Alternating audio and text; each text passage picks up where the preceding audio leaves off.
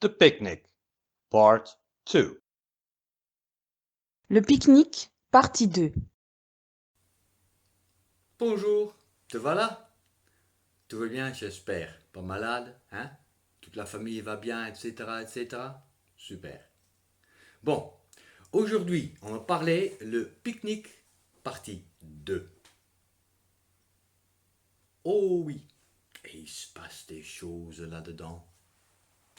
Super, tu vas aimer. Bon, c'est parti. On continue notre histoire avec Bo qui dit May I go and play frisbee too? Puis-je aller et jouer frisbee aussi? Traduction directement. Bien sûr, très gentiment demandé, aucun problème. Donc Megan dit Sure, sweetheart. Go and play with the others. We will be right there. Yay! Traduction directe, ce qui ne tient pas debout du tout, en tout cas moi je n'ai jamais entendu quelqu'un le dire comme ça, c'est sur sucre-cœur, sweetheart, yeah? Aller et jouer avec les autres, nous voulons être droit là-bas. Voilà la traduction directe.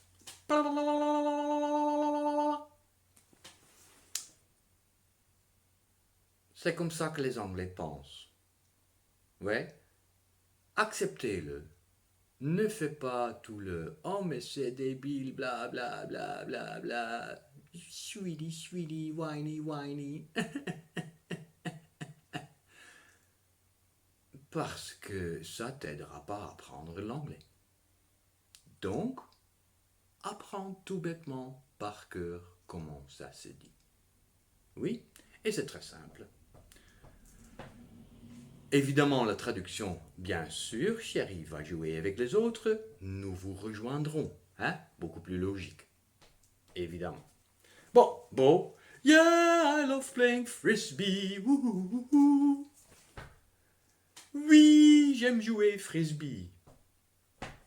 C'est ce qu'elle dit. Oh, je aime jouer, verbe entier, frisbee. Parce qu'en anglais, tu le dis entièrement.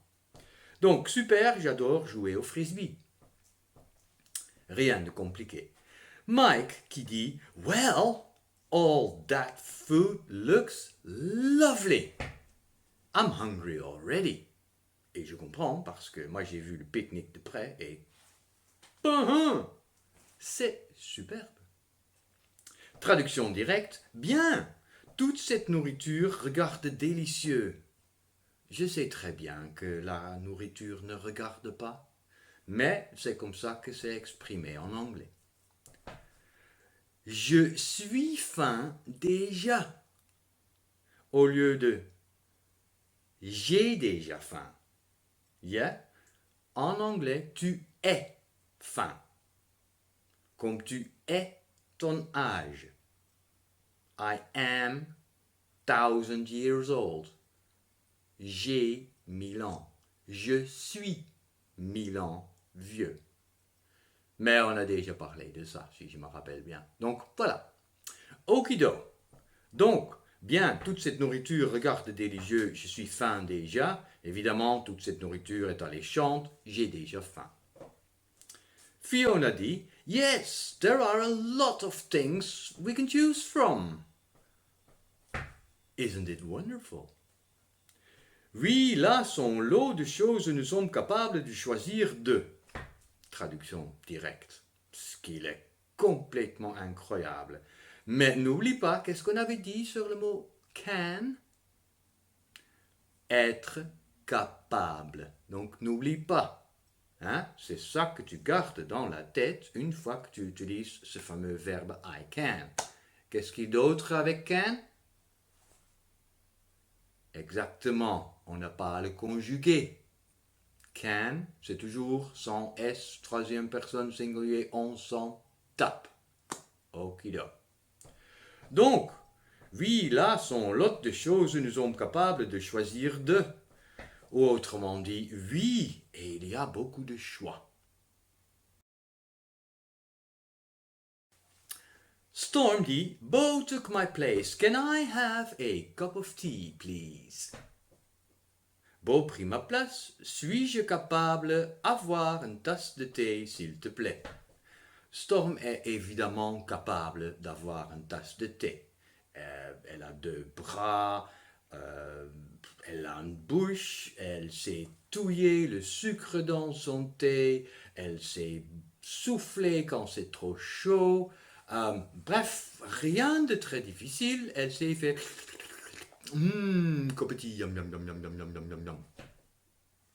Traduction, Bo m'a remplacé, puis-je avoir une tasse de thé, s'il te plaît?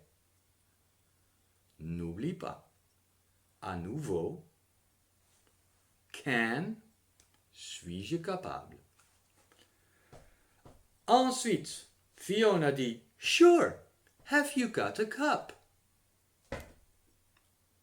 Si, avoir-tu une tasse? Va regarder le verbe to get en passé got dans le dictionnaire. C'est un truc intéressant à lire. Et il y a beaucoup à lire. Donc, si ça vous décourage, arrêtez. Apprends tout bêtement la traduction. Mais, si tu veux apprendre un peu plus de précision, détail, dans ce cas-là, fais plouf dans le dico et apprends ça. C'est très intéressant.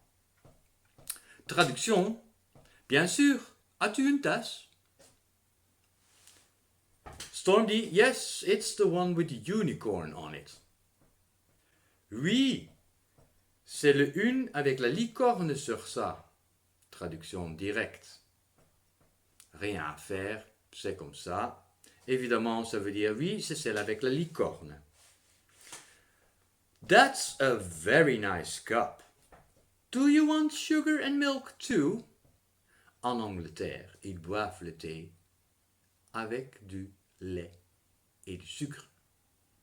Si tu veux un thé noir, donc sans lait, il faut que tu le demandes spécialement. Parce que sinon, automatiquement, paf, du lait dans ton thé. Ça t'arrive une fois ou deux et ensuite c'est terminé, t'as compris le truc. I'd like a black tea, please. J'aimerais un thé noir, s'il vous plaît. Ok. Traduction sur cela. That's a very nice cup. Do you want sugar and milk too? C'est une très bien jolie tasse. Faire-tu vouloir sucre et lait aussi? C'est une bien jolie tasse. Veux-tu du sucre et du lait? Voilà. Storm dit, Just 2 sugars, please. Ben, juste 2 sucres, s'il te plaît. Il y a aussi des images qui donnent un peu une idée. Hein? Il y a Storm qui ressemble comme 2 couteaux. Il y a Fiona, mais c'est la portrait crachée. Mais autrement intéressant, c'est quand même le cup with the unicorn on it, a tea bag, milk and sugar. Ouais, apprends à dire ça. Pratique, ça t'aidera. Après, Mike, il dit, I'm going to play frisbee with the others. Je suis allé jouer frisbee avec les autres. En français, tu dis je pars jouer au frisbee avec les autres. Mais la traduction directe, I'm going to, c'est je suis en train d'aller. Vous vous rappelez? Je l'avais dit, hein? To be, une forme de to be, plus un verbe qui finisse par ing. J'avais parlé de ça avec le verbe to have la dernière fois. Si tu te rappelles plus, fais un saut dans la leçon précédente et rafraîchis ta mémoire. Megan says, yes, I'll come too. Oui, je veux vouloir venir aussi. Parce que I will, indique quelque chose qui va se passer dans le futur. Hein? Donc, elle va vouloir venir. Ben nous, on dit tout bêtement, je viens aussi. Phew! Axel. I'm tired. Is there any orange juice? Phew! Je suis fatigué. Elle a quelconque orange jus parce que any se traduit comme quelconque, ce qui est évidemment dans certaines situations peut-être très utile, mais je pense pas qu'on l'utilise souvent. Je n'ai jamais demandé. Y a-t-il quelconque jus d'orange? Ça m'est jamais arrivé. Donc voilà. Je suis épuisé. Y a-t-il du jus d'orange? Voilà la traduction. Et on a dit, yes, look behind the basket. There's a bottle of freshly squeezed orange juice. Oui, regarde derrière le panier. Là est une bouteille de fraîchement écrasé orange jus. Squeeze veut dire écraser, entre autres. Si tu veux savoir ce que ça veut dire encore plus, fais un saut dans le dictionnaire. Ça sert à ça. Oh oui, très utile. Ah, lovely, I love fresh orange juice. Fiona dit, oui, regarde derrière le panier, il y a une bouteille d'orange pressée. Axel, ah, lovely, I love fresh orange juice. Ah, lovely. Se traduit comme ah, charmante.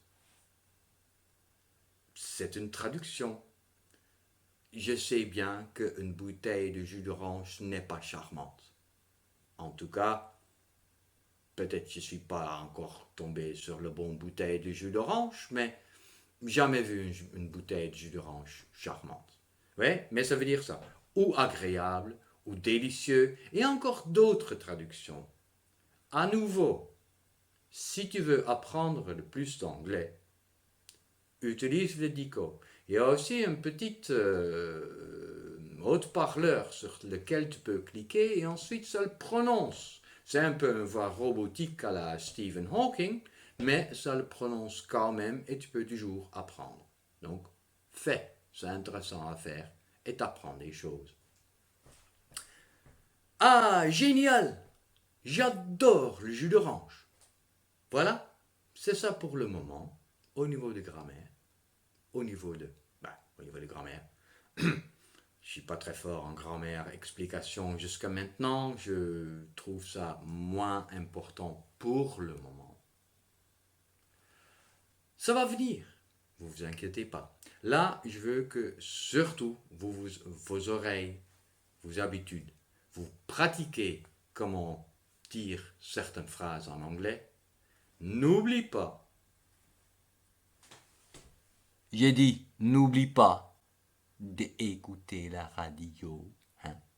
Il y a des liens que tu peux utiliser, donc fais-le. Parce que ça aide l'entraînement des oreilles, c'est important. Ok, je vous souhaite une bonne semaine et amusez-vous bien. Et n'oublie pas, il y a toujours cette virus dehors. Stay safe. À la prochaine.